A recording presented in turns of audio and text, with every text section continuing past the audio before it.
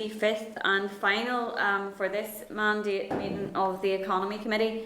Some members will be attending this morning's meeting via Starleaf, and our witnesses will be briefing us today, mostly via Starleaf. The meeting will be broadcast live when open to the public, and a recording will be made available on the Assembly's web pages, or on the Committee's web page on the Assembly website. The bill briefings, where appropriate, will be hand-sorted, and just to remind members to mute their tablet devices. So moving on to item number 1, we have apologies from Stuart Dixon. I think we're expecting everybody else. Yes, Chair. Item number 2 then is our draft minutes. There is a copy of the draft minutes from the meeting held on the 16th of March at page 5 of our packs. Are members content that those are an accurate reflection of the meeting? Content. Thank you. Thank you. Item number 3 then is Chair's business, and just to seek members' permission for a couple of things, that you will permit me to sign off on the minutes for this meeting before the end of the mandate, and also that where we have relevant papers from this mandate and any papers received following dissolution, that those would be shared with the successor committee. Yeah, I agree. We clear around and said no, because we're not allowing you to sign them. Do you also deal with FOIs? Yes, we will deal with those in the meantime. When we don't have a committee, we basically then, it just becomes within the Secretariat. Does the Chair not get to? No, because Chair ceases to be Chair immediately in dissolution. So it reverts to our own internal system. It's only in the summer recess. Oh yes, yeah. Right. Gotcha. Okay, so then the final item under Chair's business today is the meetings that we held with some of the stakeholders around P&O's disgraceful firing of their staff last week.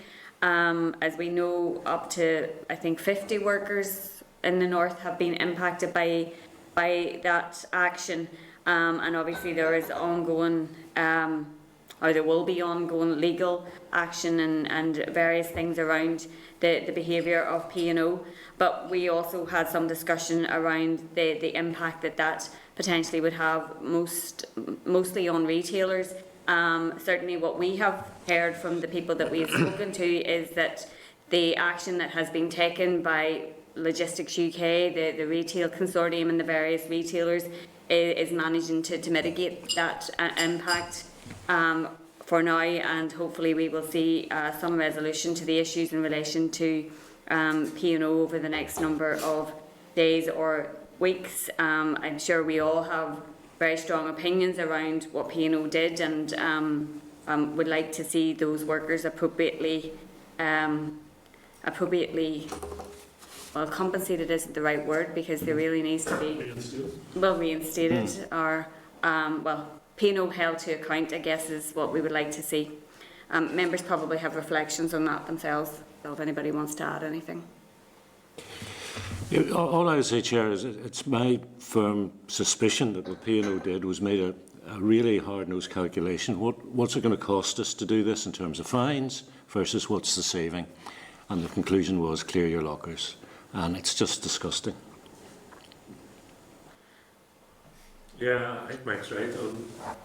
It's something I think the next economy minister and certainly the next economy committee needs to look at in terms of if there's a loophole in the law, it needs closed. This was firms can't do it again.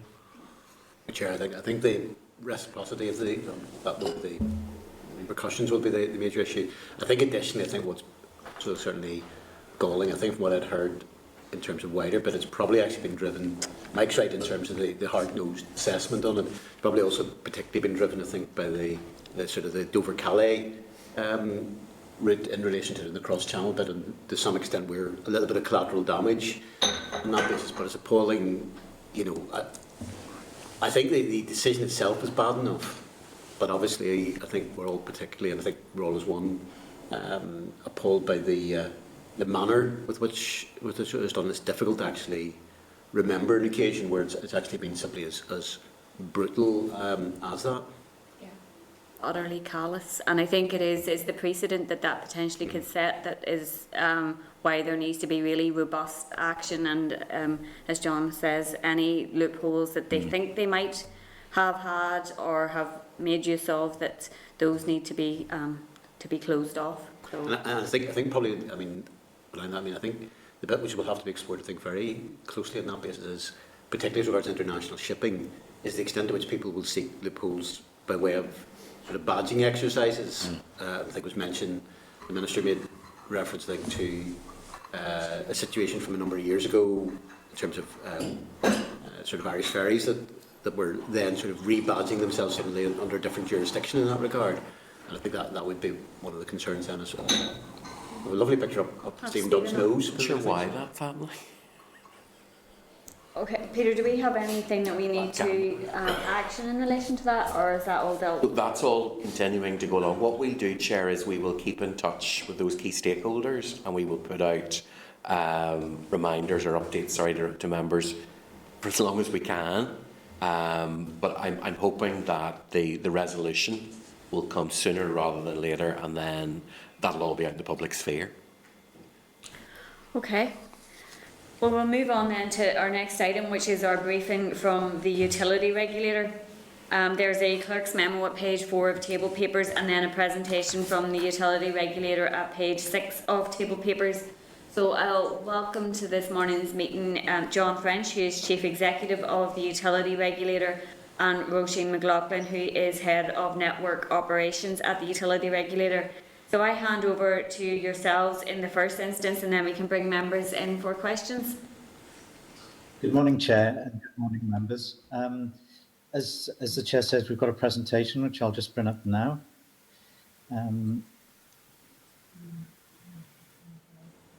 Hopefully you can all see that, can you? Yep. Right, okay, smashing. So you've seen this slide before. This is just setting out who and what we are. We're an independent ministerial department responsible for regulating Northern Ireland's electricity, gas and water industries. Our principal duties is to protect the interests of electricity and gas consumers and make sure that the industry that we're developing is done in an efficient manner and delivers high quality services. And in terms of gas, that we develop a coordinated and economic and efficient gas industry. So that's the background of who and what we are. In terms of energy prices, so the presentation looks at energy prices, it looks at Sony governance, and then it looks at our vires, if that's helpful. This table just shows where domestic energy prices are for the regulated tariffs. So GB has announced its price cap, which you'll have seen, and that's goes live on the 1st of April. That's in and around £2,000. The Republic of Ireland, their most used tariff, Broad Gosh and gas, has recently moved. That brings it up to about £2,100. Electric Ireland, which is the most used electricity tariff in Ireland, they haven't moved as yet, so we would expect that figure to increase even further. You'll have seen the recent announcements around SSE in Belfast, which brings their price to around £1,500 for credit and prepayment meters.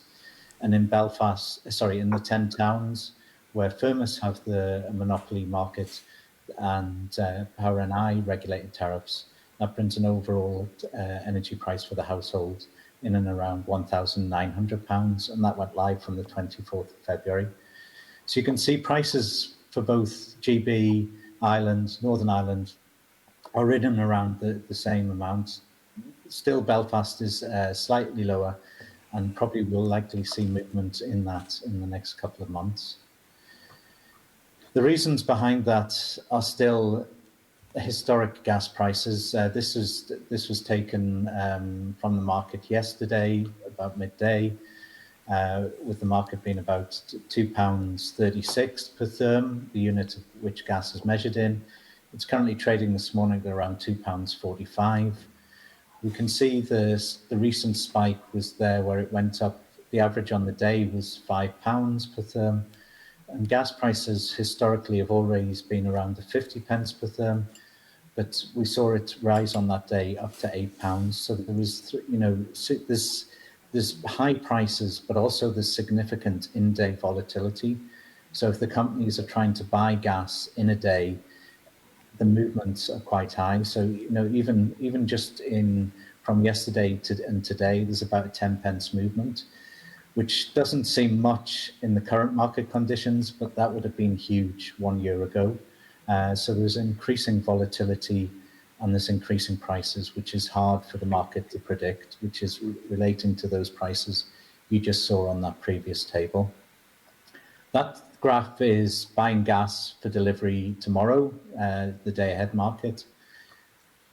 This graph, I think, is the really concerning graph. This is the forward, if you're buying forwards. So the blue line is if you buy gas today for delivery in 12 months' time, green 24 months, and orange 36 months. And as you can see, although the gas price has significantly come down from the initial unfortunate invasion by Russia to the Ukraine, it's still significantly higher than that 50 pence that we need to get to for gas prices to be a normal price. And why that's important is when companies are hedging their gas price. So companies are typically buying gas, a percentage of their gas 18 months in advance, 24 months in advance. So the gas that we're consuming and the electricity that we're consuming today, some of that will have been bought 18 months, 24 months ago when gas prices were cheap. If the market just stays the same and doesn't rise, as that hedging tail unravels, it means that the gas prices just naturally, by the maths of it, will have to increase, even though the actual gas price doesn't increase, just because the hedging for domestic consumers is being unravelled. Business customers will be still on that spot. The majority of business customers at the moment will be experiencing that spot market. They won't be as hedged out in terms of the deals they can be given. But it still is a gloomy picture, although prices fortunately have come back, as you can see, after the initial invasion of the Ukraine. But we don't know where this will go. You know, if energy sanctions were to come into place within Europe or something like that, the market could again strengthen from where it currently is today. In terms of support schemes, members will have this in the pack, so I'm not going to go through it. We were asked to highlight the support schemes. They're the support schemes that are available for consumers currently in Northern Ireland. The one scheme that we don't have, that GB consumers have, is the Warm Homes Discount, which is an £140 that is given to the most vulnerable consumers through the benefit system. And that's kind of like a social tariff. So all energy consumers pay into that tariff, and the most vulnerable receive the £140. It was decided about 10, 12 years ago for Northern Ireland not to participate in that scheme because of the high levels of fuel poverty that existed at that point in time. Unfortunately, we're probably back up to those high levels of fuel poverty. I know there hasn't been a proper survey, but just taking it as a ready reckoner, we're probably looking at levels of fuel poverty in Northern Ireland on these current fuel prices of in and above 50%. So consumers are really struggling at this point in time, especially from the 1st of April when these new prices come in. That's all I had to say in terms of prices. I'll hand over now to Roisin, who's going to take you through where we are in terms of the Sony governance review. Roisin, do you want to take it forward? Thank you, Joe. So the last time I spoke to the Committee on Governance, we had just published a consultation on proposals to change Sony's TSO governance. So I only have a couple of slides, members, to update you on what has happened since. You recall that our proposals for governance changes are designed to ensure that Sony TSO is a strong and effective TSO governed in the best interest of Northern Ireland consumers, that Sony acts as a trusted advisor, providing an objective and transparent advice to government, UR and users, and that Sony can collaborate and cooperate with EirGrid TSO in an open and accountable manner and as an equal partner for STEM purposes, improving transparency and oversight of Sony TSO. The governance review that we've been engaged in has revealed a lack of independence transparency and accountability on the part of Sony TSO. It's revealed that Sony is so integrated into the EirGrid group that management oversight of Sony TSO licence responsibilities are effectively discharged by EirGrid and not by Sony. We consider that these issues are driven by how Sony has been integrated into the EirGrid group and by how shared services are provided across EirGrid and Sony. For example, we see an absence of appropriate mechanisms to bring transparency, such as a service level agreement between Sony and EirGrid, which would govern the costs and the service levels for shared services within the group.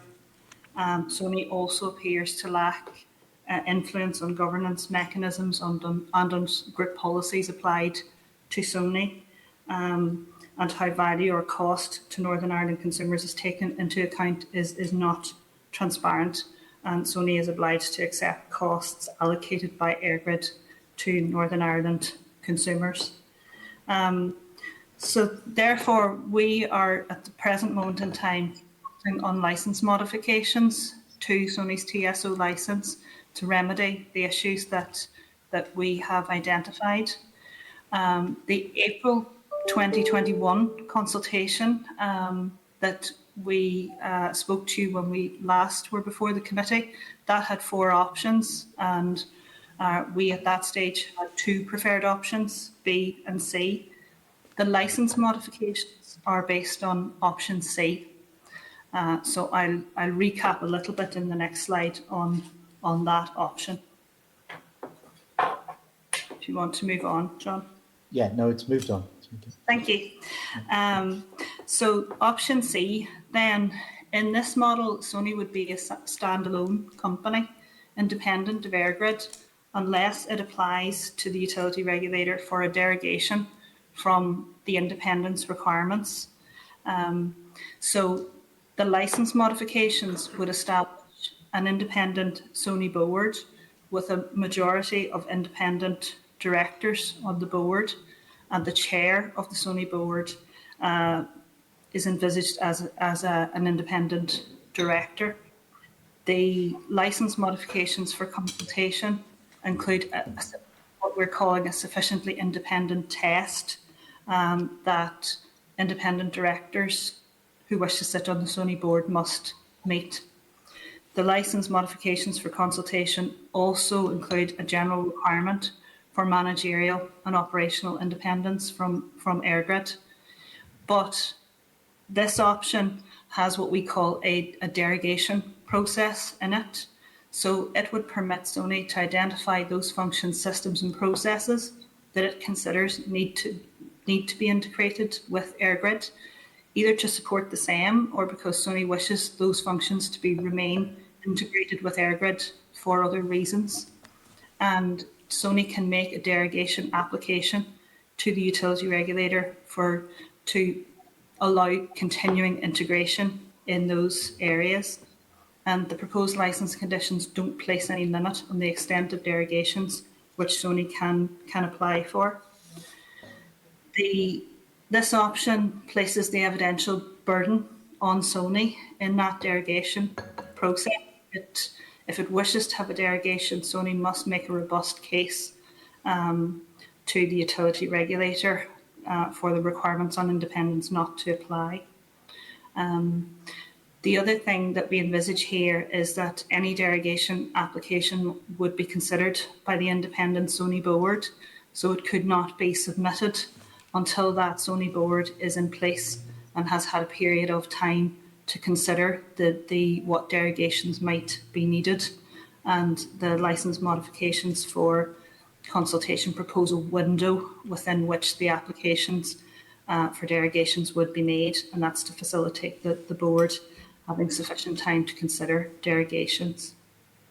We consider that this process will lead to evidence-based and transparent outcomes about the level of integration with EirGrid, which is to the benefit of Northern Ireland consumers.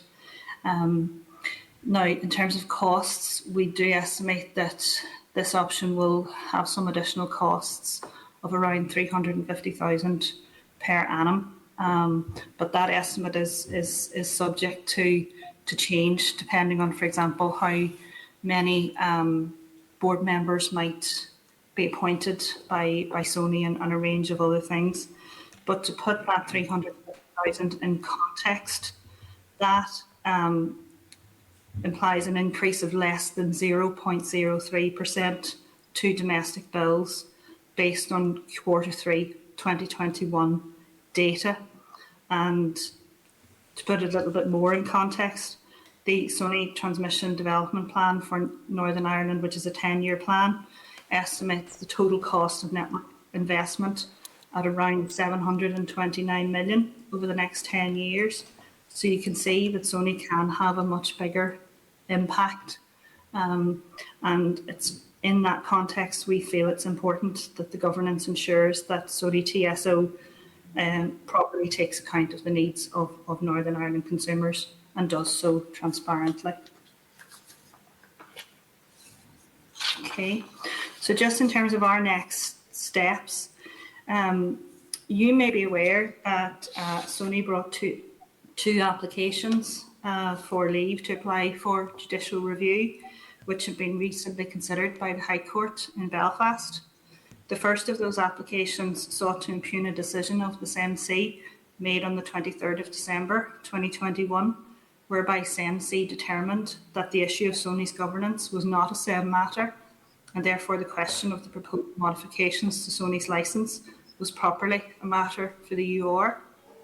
The second application challenged the UR's ongoing decision to consult on the question of Sony's governance, as well as engaging a procedural issue in relation to the time afforded for responses to our licence modification consultation paper.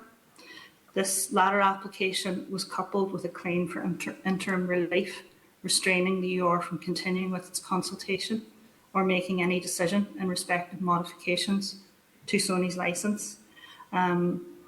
This was heard in the High Court on Monday, and the judge dismissed both applications for leave to apply for judicial review.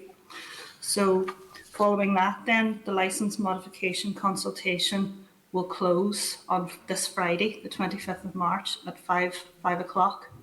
Now that deadline has been extended twice at Sony's request, but once that consultation closes, we will take final decisions on governance once we have considered the responses to the consultation on the licence modifications. Okay, anything else, Roisin, on Sony? No, that covers it. Thank you. Okay.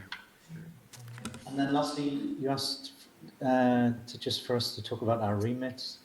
The first slides, as I mentioned, set out what our current remit is, but also you recognise that the DFE energy strategy was launched at the back end of last year with one of the actions within the January action plan looking at the statutory duties of the regulator.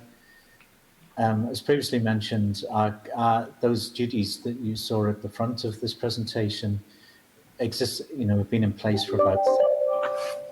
It doesn't really envisage how the regulator will. That legislation never envisaged how the regulator would support the creation of a net zero economy or other items within the current energy strategy. So we're clear our statutory powers need to change to support that. Good regulation, we're very clear, good regulation is founded on strong legislative foundation. We need a strong mandate that's been authorised by the Northern Ireland Assembly through the Executive and Department to really set out what our role is. As I mentioned, we need our powers to support our work, so we can in turn fully support the transition to the zero carbon economy, promote a sustainable energy future, and help grow the green economy within Northern Ireland.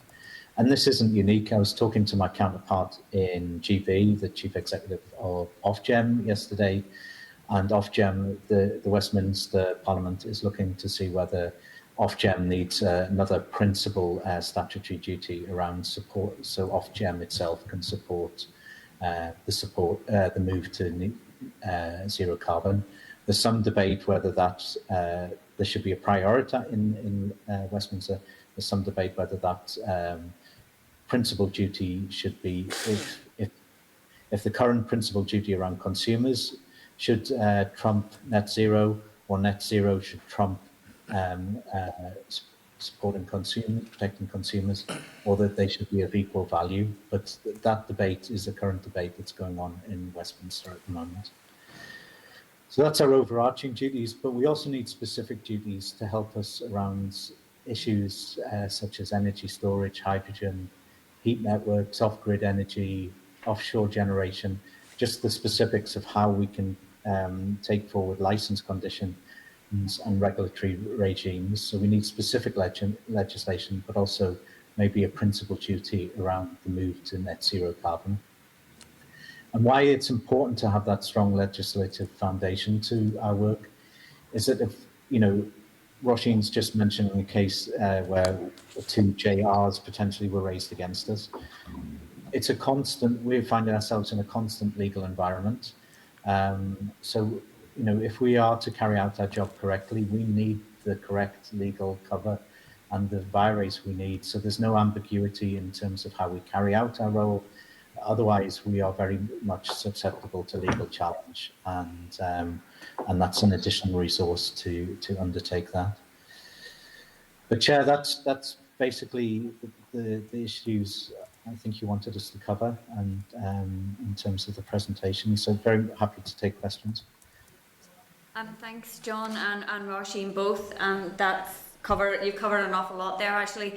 I suppose just to go back to the initial couple of slides, John, in relation to the current costs and soaring energy bills are something that we're all too aware of, obviously coupled with the soaring fuel costs, and as we've discussed previously with yourself, and obviously it was something that was raised with us throughout the our consideration of the energy strategy, was the number of households here who are reliant on home heating oil.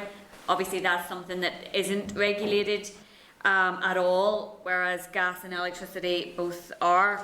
So I just wanted to get your thoughts around how exposed people, particularly at the moment, are in relation to that, and if there's anything that you think can or needs to be done.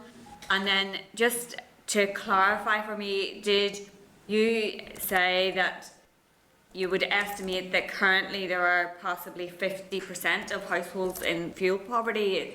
That seems really, really high, and obviously, you know, we know how fuel poverty is calculated, so given that the level of people's incomes that will be currently going towards heating their homes, I guess it isn't probably a huge surprise, but that figure still is startling. Yeah, well, to take the last point first, the Housing Executive produced a ready reckoner. So the Housing Executive does a house condition survey periodically. It's done on an annual basis in Great Britain, but it is periodically in Northern Ireland. But to supplement that, a couple of years ago, they prepared a ready reckoner where you could take the house condition survey they had, add into the fuel prices, and it would roughly give you an estimate of how much the levels of fuel poverty. If you run that through, it is in around 50%. Now, the last time fuel prices were anywhere near this, about 10, 12 years ago, we were experiencing mid 40% fuel poverty levels. So fuel poverty must be, in terms of households' income, and the requisite heat they need to produce must be in around 40 to 50% mark. And then in terms of heat, yeah, you're right, we don't regulate heating oil. Where heating oil consumers are really struggling is heating oil is bought and sold on the spot market.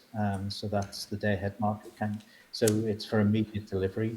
So where I mentioned in terms of gas, although gas prices have gone up and real shocking prices that we've seen, but what gas companies are doing is hedging that price. So although it mightn't seem it, they have bought, you know, the gas and electricity we are using today.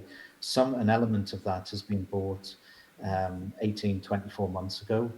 What oil consumers are experiencing is the is the immediate market. So if there is price spikes, the price of heating oil spikes with it. In terms of regulation, that really is a decision for the Department and the Northern Ireland Assembly. This Competition and Markets Authority did a small market study around off-grid heating 2 years ago, and responded in on that to the DFE's energy strategy consultation. They very much felt that the oil market in Northern Ireland should be regulated, not necessarily on pricing, but very much on standards and levels of service that oil producers provide. And that recommendation also covered other things like LNG, gas and flow gas, and the overall off-grid heating market. But essentially, we'll do what we're told to do in terms of our statutory duties. 70% of households still use heating oil, roughly around 70% of households still use heating oil in Northern Ireland. And, the likes of the Competition Markets Authority, the super regulator for the UK, do believe that regulation of that market should be looked at in Northern Ireland. Thanks for that. And I know I had a conversation with the Consumers Council a couple of weeks ago as well around the rise in prices and the issue of oil companies again, specifically because obviously consumers are directly facing that on a daily basis, the change in prices. And I think at one point a couple of weeks ago there wasn't even guarantee prices for delivery when you were ringing up to order them, and that obviously is very difficult for people who are trying to heat their homes, and some making the decision at the minute not to. So I think it is an important issue we do need to look at. I did ask the Economy Minister last week about it, and had a response to a written question saying that they weren't looking at regulation because we're phasing out fossil fuels, which I didn't think was necessarily the space we needed to be in, because I think we all recognise that while we're phasing out fossil fuels, that it's going to take some time to get there, and consumers do need protected in the meantime. So I think it is something that we need to return to in relation to home heating oil specifically. You also covered your own powers in terms of regulation, and I think again it's something that we do recognise, and it is recognised in terms of the energy strategy that the legislative framework around energy is being looked at. I think it's not obviously a piece of work that is ongoing, and potentially something that we need to see a little bit quicker movement on, because you can only deal with the powers that you have at the minute, and that's what the decisions that are being made currently, and including in relation to investment, are being made on the basis of the powers that you currently have, and those don't, I guess, most importantly, don't have that duty in relation to decarbonisation. And obviously we've just passed the climate legislation, so that to me is a particular gap. I don't know if you have any particular response that you maybe want to say in relation to that one. No, it is. It just, the Sony case that Roisin's outlined show you that, companies are willing to challenge us around our powers and whether we have the powers to do it. If it's going to take 3 to 5 years, potentially what we're hearing, for our statutory duties to change, it then does beg the question what we do in the meantime and how brave we can be within that. We're seeking legal advice on that at the moment. But it's a strong legal basis for any regulator is important, because then it makes sure that we can undertake our job correctly and we're less likely to be challenged. Because that's been one of the major surprises for me coming into this job, is the amount of legal challenge we do receive. So it is important that we have a strong mandate to undertake our role. Okay, thanks for that. And I'm going to bring in other members, and I'm sure they're going to ask about the Sony consultation as well. But just in relation to the time frame now, we have the 25th of March for the close of consultation. And what happens then beyond? Roisin, do you want to take? Yes, I can take that. So once the consultation closes, we will need to review responses and we'll need some time to do that and make our decisions on the licence modifications that we think might be necessary. But those modifications, if Sony chooses to, they could appeal them to the Competition and Markets Authority. So that there is potential there for any decisions on licence modifications that we make to be appealed to the CMA. Okay. Thanks for that, Roisin. Mike, you're next up. Thank you, Chair, and good morning, Roisin and John. Appreciate your engagement with us this morning. I want to pick up on the home heating oil piece. John, in your penultimate slide, you talk about the powers that you require, and you list no fewer than 9 areas from energy storage to biomethane. And yet when it comes to home heating oil, you say, oh no, that's for you, for us, the Assembly to decide. And I just don't understand why you're not asking for those powers as you're asking for powers in those other 9 areas. Because the other 9 areas have been covered by our work currently. It would be they're covered by the electricity and gas networks already, and there's a DFE consultation out on district heating. So that's why we've put those areas forward. If the Assembly or if the DFE wanted us to take that forward, absolutely, that would have to be included within that. We're just being, I suppose we're being conservative in terms of saying, in terms of our current mandate, those are the issues that we need some support in. So there's no lack of appetite, as it were, to embrace home heating oil?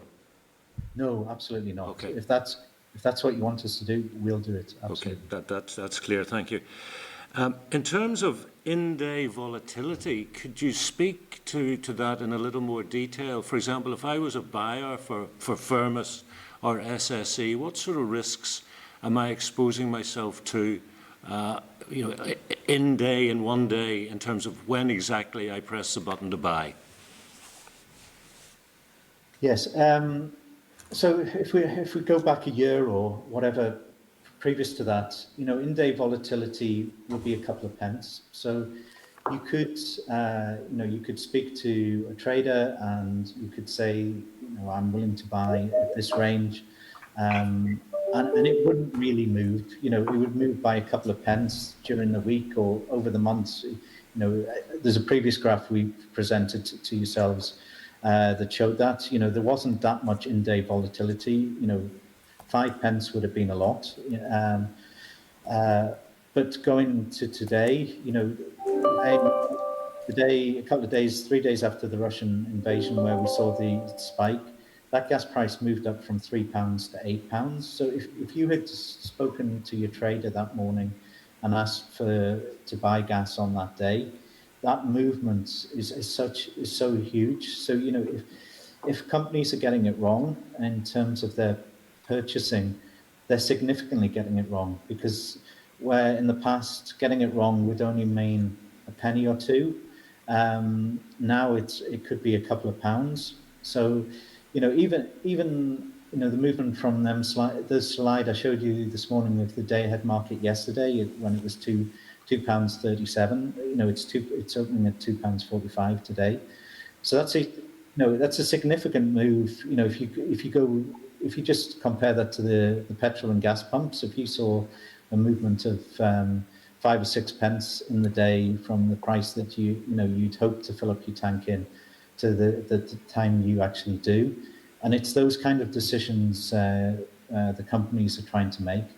So it is a very volatile. The price is high, but also then the in-day volatility. So you can lose your shirt quite easily if the market rises and you make a bad decision, and necessarily if the market falls as well. You could, at that start of that day, it started around £3, went up to £8 and fell back to £5. So depending on when you bought the gas on that day, there would be significant movements. Yeah. In terms of the volumes that SSE and Firmus are buying on a daily basis, what would the maximum quantum of loss be? Can you give any sort of indication? We can come back to the committee on that. We have been, we do know, but I cannot, okay. I'm guessing off the top of my head. No problem, John.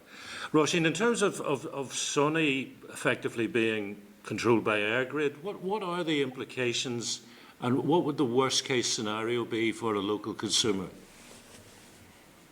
The governance review found that there were issues with accountability and transparency with Sony. Those are the key overarching issues that we have found. And Sony is, as you know, the Northern Ireland TSO. It plays an incredibly important role in the energy system here and plays a very important role in the delivery of government policy in Northern Ireland. So we need Sony to be transparent and accountable and responding to the needs of Northern Ireland consumers.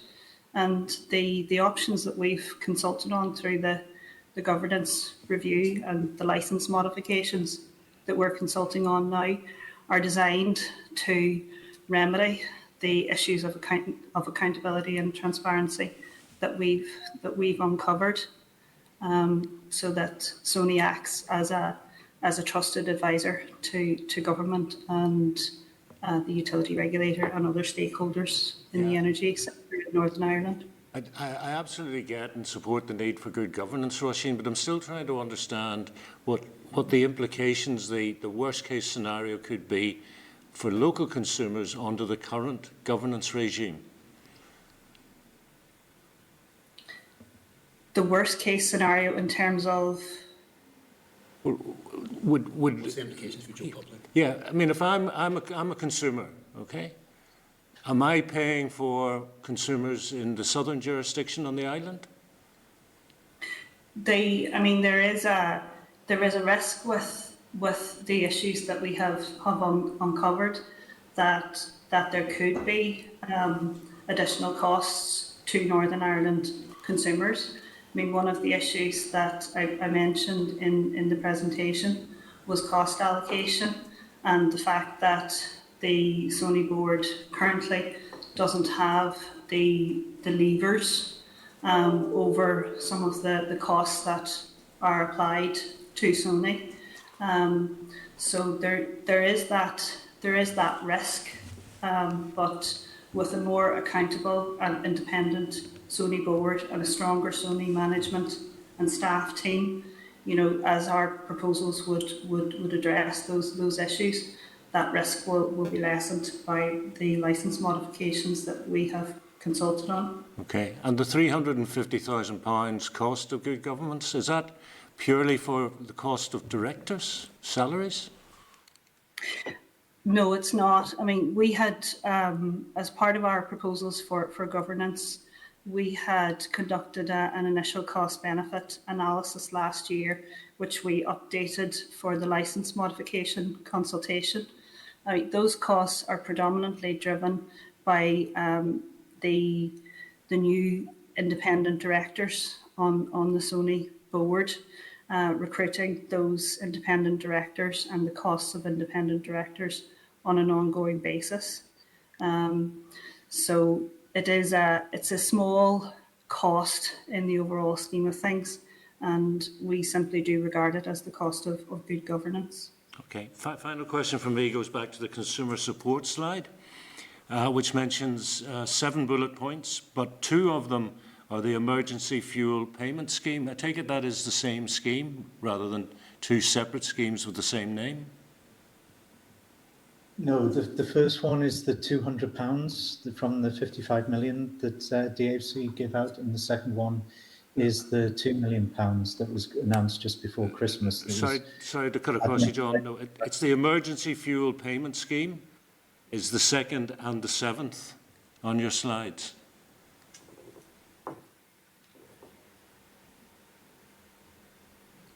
I think that, sorry, that's right. So it's the same scheme, just the first time you're saying who's administering it, and the second time what it is. Yeah, okay. Just for clarity, thank you. Thank you, Chair. Peter. Thank you. Thank you for the presentation, even though I think by necessity, particularly as regards energy prices, it's by its nature going to be a bit sort of depressing in that regard. I think that can't be avoided. I'll maybe go back to the energy side of it and the price side of it in a moment, but maybe just to pick up what's been raised in terms of the Sony side of it. And I appreciate, perhaps, unlike maybe some others, I've not been as long in this committee. I wasn't there whenever you made the presentation in April. But I suppose, to summarise, I suppose what you're saying is that there's accounting arrangements lack transparency and accountability, and that then creates a risk from a practical point of view that there is a danger that there may, for instance, be some decisions, because everything is, to a certain extent, call it subservient to EirGrid in terms of the level of nexus that are there, but there may be something which is taken in the interest of EirGrid that wouldn't necessarily then be in the interests of Northern Ireland consumers on that basis. Allied to that as well is just what is good governance generally. I suppose just a couple of points then in relation to that. I'm assuming in terms of, you've mentioned in terms of the new licensing arrangements, but then potentially, if there's a feeling that there's conditions within those, that if the company was to feel that was unacceptable, they could then appeal. But I presume I'm right in saying that at least by way of subject to the potential appeal, the power and remit to actually set those licensing conditions lie entirely within the Utility Regulator, subject to that level of appeal. So it's not a question of saying this is what we would like to have, and Sony or EirGrid saying no, we're not accepting that. It's a question of what would ultimately then be put in place for them, albeit subject that they could overturn potentially some of those if there was successful appeal. And secondly, I suppose, Roisin talked about remedying the issues of transparency and accountability. Just so we're clear as well, in terms of where you see the impact of the level of changes, by remedying, do you believe that would completely solve the issues of accountability and transparency if those changes are made to the licence? Or are we really talking about a level of, as best, amelioration of those concerns? Or do you feel that if you move ahead with the conditions that you've put in place, that would effectively solve that particular problem?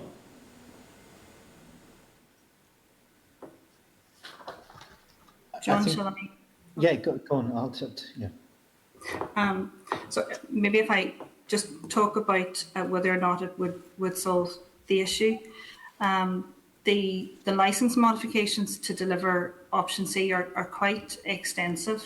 They would, if they are put in place, they would involve quite extensive change from the present position. Because we would have an independent Sony board with the majority of independent directors on that board, and Sony would be supported by its own management team and staff team. So there would be the support to the board to take those decisions. But more than that, we have envisaged within the model a number of other governance mechanisms to strengthen transparency and accountability, such as a service level agreement and a Sony board approved conflict of interest policy, for example. So the changes are quite extensive and that we're proposing, and they're based on best practice that we have observed elsewhere, and also based on best practice in the UK Corporate Governance Code. They are towards remember we consulted on 4 options, and this is option C. So it is quite a stringent option, but the balance that we're trying to strike with this option is that Sony will be independent, but there will be also the potential through the derogation process to drive synergies and efficiencies resulting from Sony's position within the EirGrid group. So, and that, will drive cost savings for Northern Ireland consumers. So that's the balance we're trying to strike. This may sound, from my point, a slightly stupid question in relation to it. I see certainly the advantages, for instance, saying then a majority of the directors then would be independent on that basis. just so clarify from your mind, if they're independent director, who would actually have the responsibility for appointing them, and where would the choice lie in terms of the process of that nature? Well, the idea is that the SONI board itself will be in charge of its succession planning. So SONI will, recruit independent directors, but proposed director appointments would need to be notified to you or before they are appointed. And SONI, if we think that an appointment doesn't meet the sufficiently independent test, we can direct SONI not to make the appointment. Is there a little bit of danger that if they're doing the succession planning on that basis, there's always sometimes a bit of suspicion of, call it the old boys network, or people, if they're responsible for appointing their own successors to a large extent, that they, even just whether consciously or subconsciously, they appoint people of like mind who would be in the same sort of ballpark as themselves on it. So I suppose just really trying to tease out what levels of sufficient guarantees that the people will be genuinely independent and entirely on the basis of merit on that basis. The sufficiently independent director, or the SID, as we've the acronym, that appointment, there are quite detailed conditions proposed within the licence modifications to govern that. So, for example, a sufficiently independent director must have the skills and the knowledge and the expertise and the personal qualities that are necessary to fulfil the role. They mustn't have any executive responsibilities in SONI or in Airgrid PLC, and they mustn't have, in the last 5 years, have been an employee of SONI or any associated company, including Airgrid PLC. So we have placed, quite a number of requirements in the proposed licence conditions, also in respect of the experience that we would expect those sufficiently independent directors to have of the energy industry. And those are the sorts of things that we will then test when a proposed appointment is notified to us. Do they meet the requirements set out in the licence conditions? So it's not an unconstrained choice, if you see what I mean. I'm tempted to say, Roisin, I'm old enough to remember others in the room probably a similar position, that when you talked about SID, it was albeit that the letter stood for something different, it was in connection with the privatisation of British Gas long enough on that basis, which maybe a neat segue into the other aspect of this, which is energy prices in terms of the gas side of things. There's a couple of issues just in relation to that, again, just to clarify.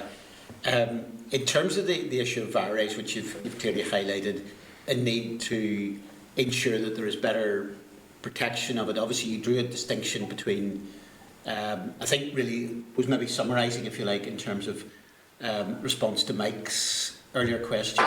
You kind of drew a distinction between where you believe there's gaps in your current remit, which I think was the 7 points, and effectively the issue which you've left more open as to whether there should be effectively an extension of your remit to the home heating oil side of things.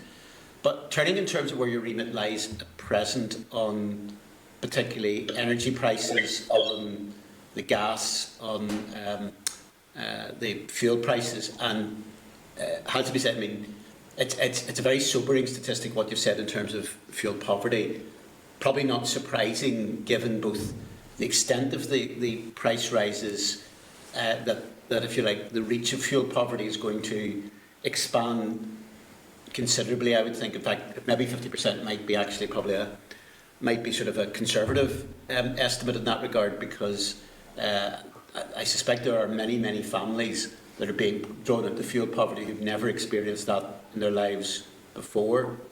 And I suppose, particularly given it's not simply the particular price rise in those sectors, but it's the fact that those issues are so central to almost everything as regards cost of living. It's a driver in a whole range of different prices. But in terms of where you have at present, in terms of your remit on those aspects, is there is there any, and I appreciate really what's been said, that the prices are ones that are so very, very heavily driven by world conditions, by market conditions on that basis. And I suppose, again, to take from it earlier, but we're in a situation where it may well be that if a firm is buying the commodity at 10:20 in the morning, maybe a very different situation between where they'll be at lunchtime or at 4 o'clock in the afternoon, for instance, in that regard. Is there any intervention that you feel you would like to be in a position to make, but that in terms of your current remit, you're effectively prevented or restricted from doing? Or is it simply that we're in a situation where there's a very limited amount, other than, broadly speaking, government making levels of direct support to consumers, by way of, say, some of the fuel payment schemes, other than that really there's a very limited amount that there can be too much of a direct intervention from the utility regulator that's going to make a significant difference? Yeah, so our role is to make sure that the companies are operating effectively and efficiently. So that's, are they running their business effectively, and are they purchasing gas on the wholesale market or electricity on the wholesale market in an efficient manner? So we will look at their purchasing strategies, we will look at how they operate their business. But unfortunately, the backdrop, as we've mentioned, is that those high levels of fuel poverty prices. So we cannot actually intervene in terms of our current prices. We couldn't stop a company putting through its increases if it meets those two tests. What our power is at the currently stay is that we've got to treat all consumers the same. We cannot give a preferable price to those households that are in fuel poverty, which occurs in GB and in other jurisdictions.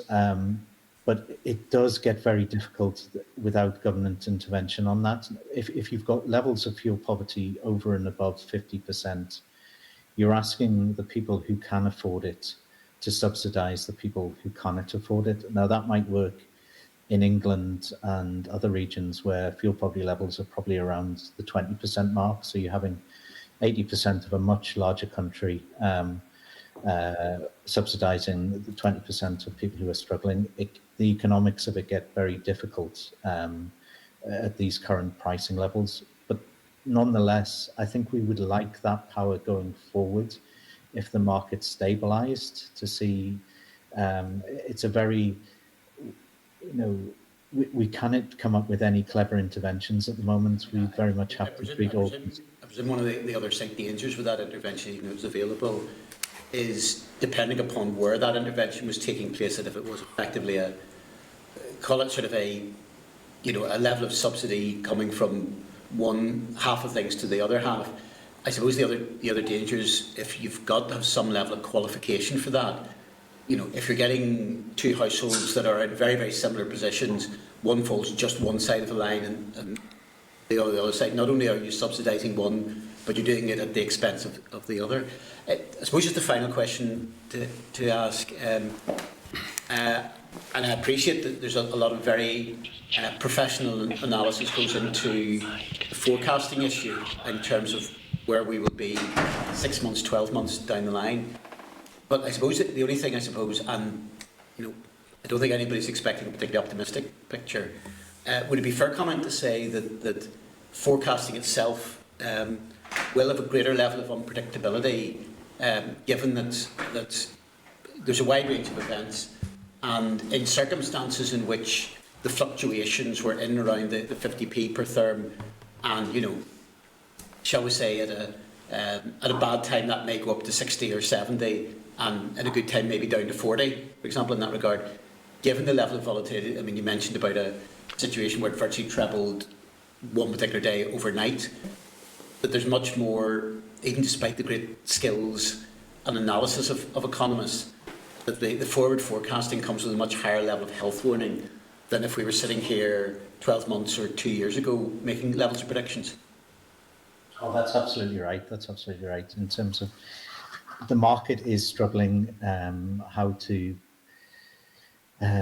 bring in the risk into the current prices. So, you know, and that shows you that is the volatility that some traders and purchasers are willing to buy out at whatever price just to minimize their risk. Others are willing to let the market fluctuate and will trade only when the market falls a little bit. Yes, and also there's the prices as you buy out for 36 months become less and less sure. And also people are less willing to sell gas. So those lines that you showed earlier, you know, you can definitely buy gas for delivery tomorrow. The liquidity of the market as you start to buy for future gas prices, so 36 months, 48 months, and you know, some people might be willing to sell gas, but the liquidity going forward is also significantly reduced. But if things improve, you know, that will obviously be reflected in the wholesale market. You know, some of the warm weather we're experiencing today is suppressing the market. But if we'd had a cold March, that would have seen the prices go higher. So it is in-day fluctuations, you know, and trader sentiment that sets the price. Okay, thank you, Chair. Thanks, Peter. John. Thank you, John and Roisin. John, what is the most powerful tool at your disposal in terms of protecting consumers in the current circumstances? We've got a range of tools. You know, going up to if people are breaching their license, we can fine them up to 10% of turnover. So that's at the far end of things. But it's going down to making sure that people have, you know, customer care policies in place, and you know, there's a wide range of tools we've got within that can support consumers. Regulation necessarily is, look, you know, in terms of regulated prices, we look at the energy companies that are regulated and make sure that every part of their business is transparently examined, and make sure that we benchmark that against best in practice to make sure that consumers pay the best possible deal available. So there's a range of tools, John. Sorry, I don't know if that answers your question. Am I right in thinking that you set the profit margin available to these companies? And what's that current profit margin? So in terms of the supply companies, we set the profit margin at 2% for the two gas companies that operate in Northern Ireland, and for Power NI we set it at 2.2%. Now, the Competition Markets Authority, as I think I mentioned in the previous presentation, undertook a market study around this and said the backstop for that was the lowest margin that a regulator could set was 1.9%. So we've set it at 2 just because of possibly the additional risk of the size and scale of Northern Ireland, and in terms of Power NI, because it's a slightly more competitive market, 2.2%. But that compares to profit margin in the GB price cap of 3%, and in Ireland itself, which is a completely unregulated market in terms of supply, you're looking at margins between 3 to 8%. So is it fair to say that in the current circumstances, those who are supplying gas and electricity are making more profit now than they did before this crisis started? Yes, just by the pure mathematics, it's a bigger number than 2%. So the perverse outcome is this, that the Ukraine war has been good for business.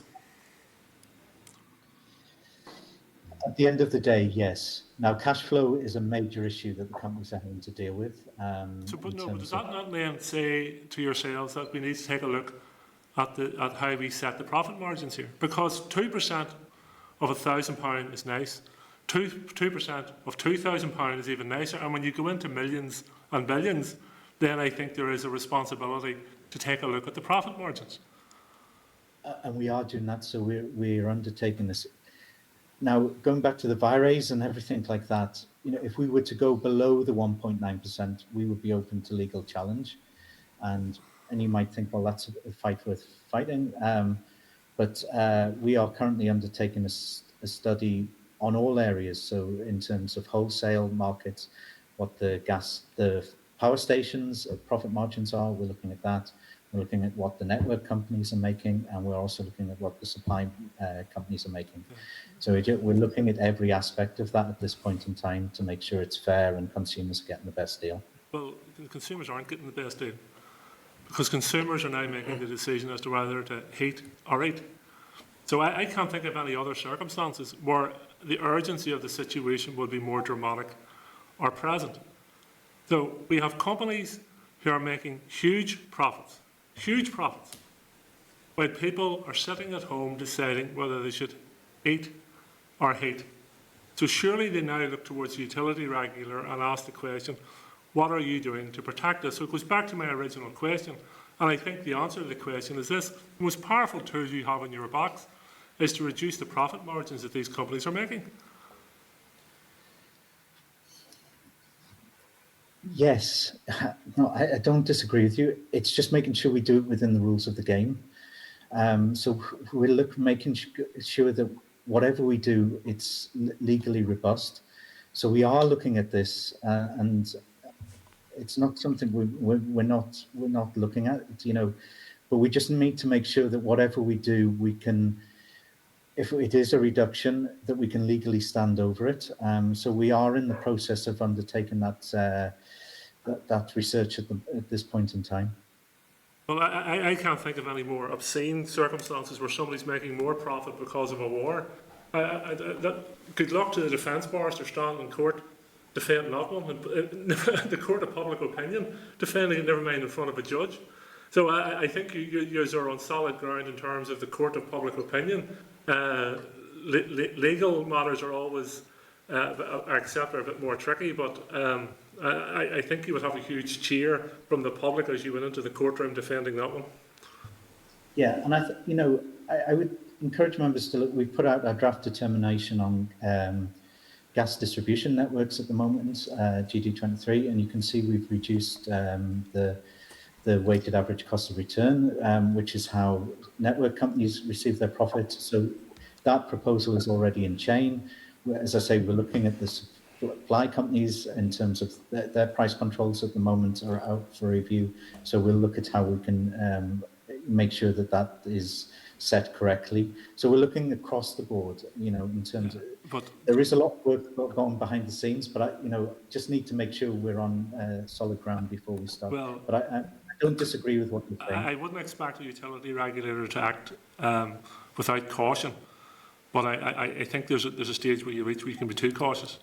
The stage of giving the public out there, and I'm talking about all of us, the political class and the utility regulators and everyone else, tea and sympathy is long gone. We need to be seen to act. We need to not only seen to act, we need to be there protecting people from circumstances that are literally driving people to the wall. I want to go on to another point.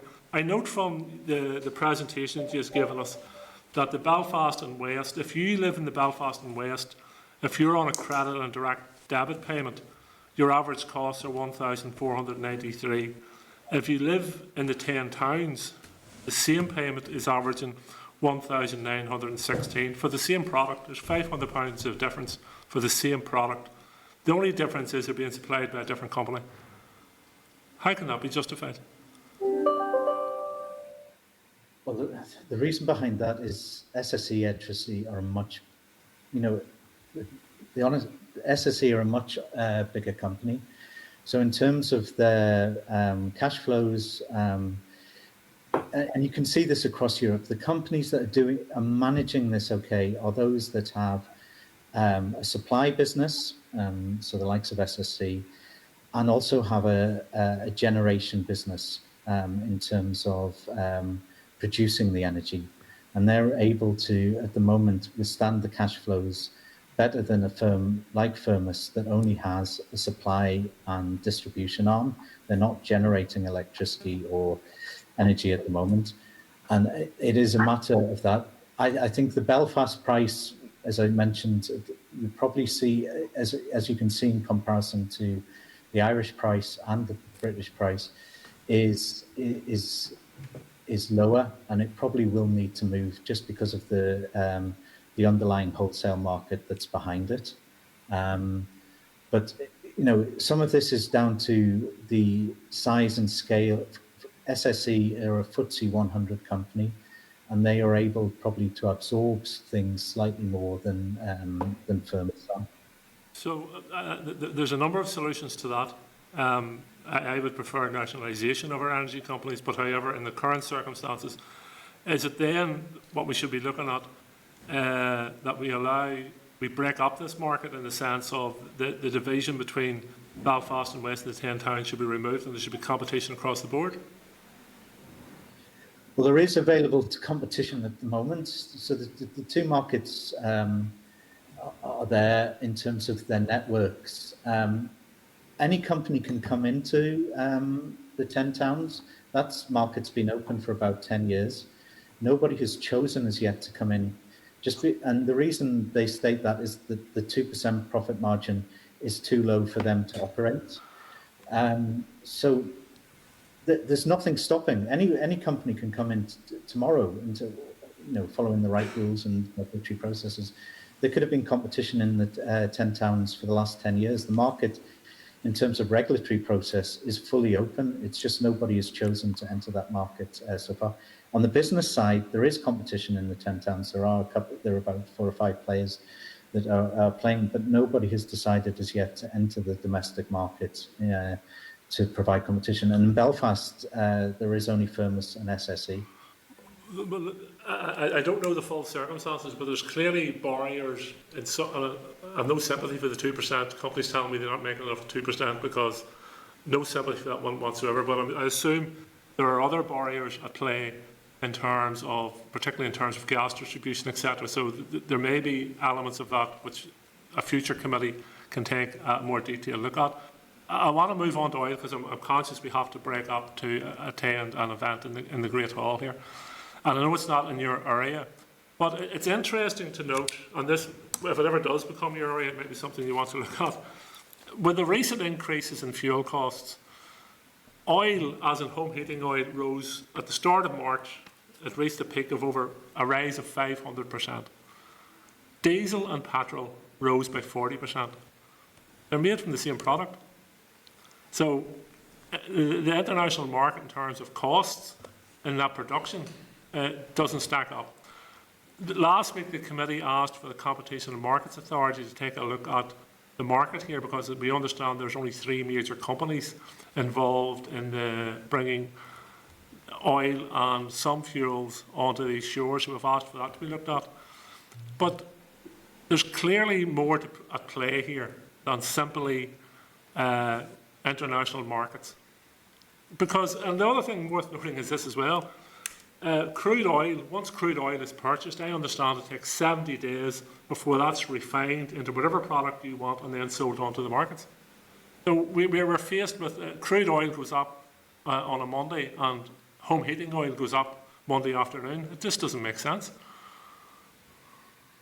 Well, that's what, in our opinion, that's what regulation would bring. So it would bring that transparency around the processes that are involved.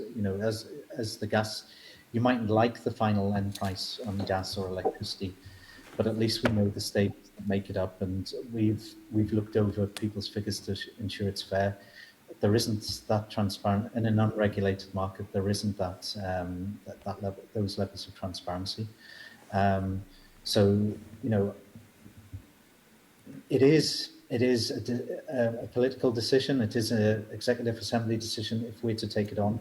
But if that would be one of the, if that was chosen for us to take it on, they are the things, as we do currently with electricity, gas, and water.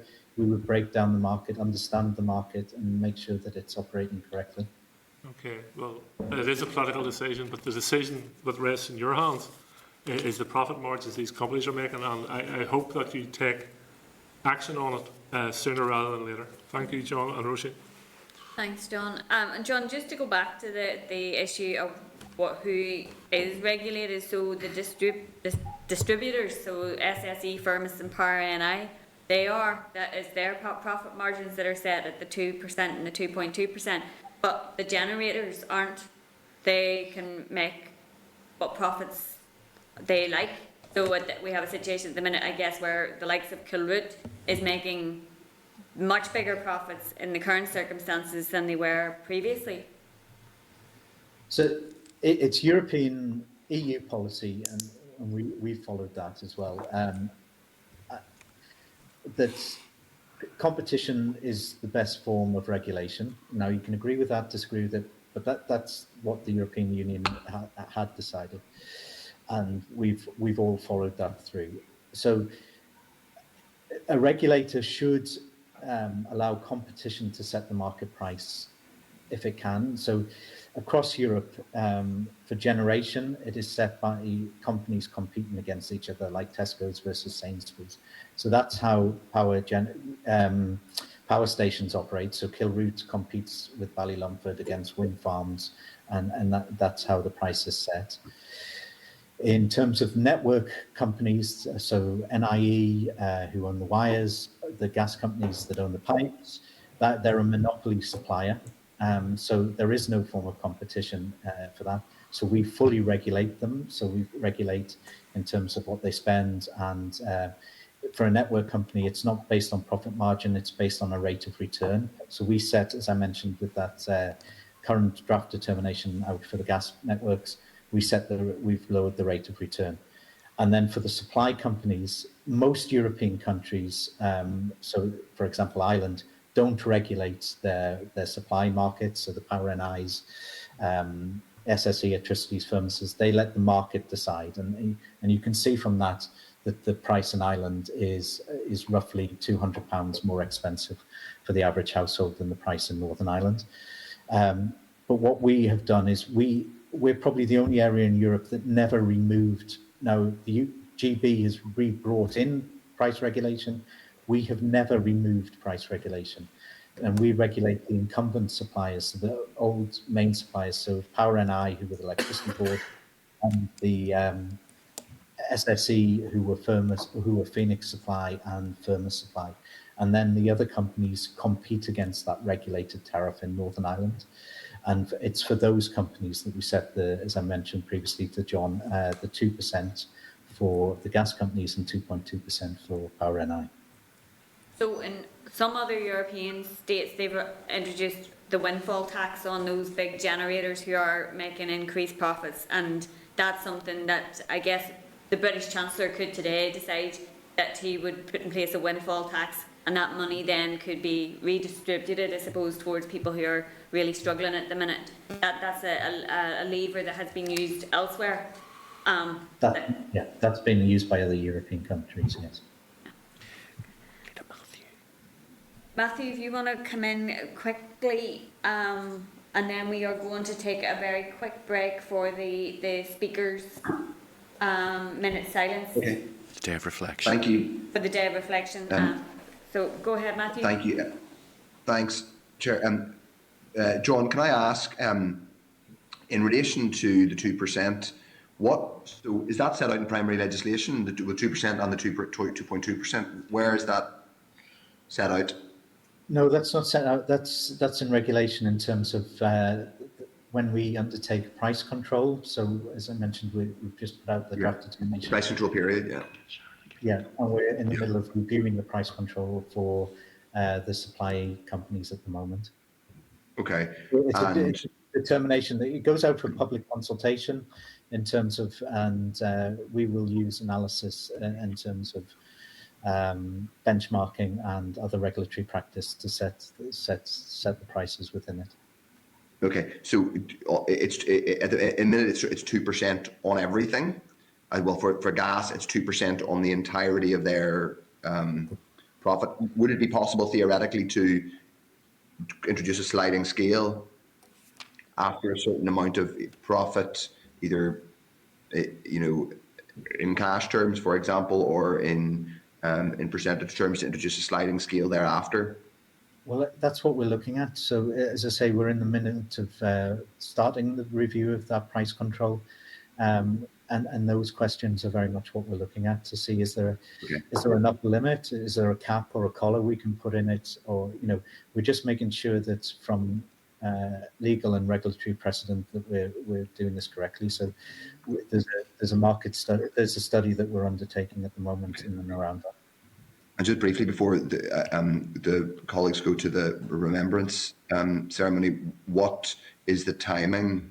Then if you revealed earlier on and I've forgotten, apologies, but when are you expecting to have the review complete and ready to go public with?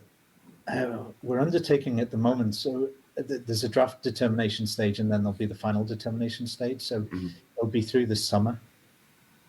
Okay. And then if I may, I've got time for one really quick one, Chair, if I may, really quickly, just on home heating oil, I'd like to come back after, but just on home heating oil, Brent crude fell by 5% last week. Now it's come up again a bit now. Further to what John asked earlier on, John O'Dowd, about the fact that because we've no idea, we've just no visibility at all on what's happening, how the price of Brent crude or what a West Texas Intermediate or whatever is feeding into what people are paying day by day or hour by hour. I mean, do you have any information that, for example, the significant fall that happened last week after the massive bump, now that there's been a rise again since then, but I think about 5% Brent crude fell by last week. Do you have any sense that was passed on to consumers? It's not a market we regulate. We've got no powers to look at it at all. You know, out of personal curiosity, you might look at it, but it's not something that we look at on a professional basis because it's not in our statutory remit. Okay. John, Thanks, Chair. I just think that's a shocking example of what an unregulated market means. John and Roisin, we're going to have to pause there. Here, are we coming back after, or We'll go straight into the close then. Chair, yeah? if you want to So do that just to now. thank you both for joining us this morning and for the information. It's been really, really helpful and yeah, as we've already reflected, sobering. So thanks for that. Thank you. Thank you. This is the Northern Ireland Assembly Committee Room 29. This is the Northern Ireland Assembly Committee Room 29.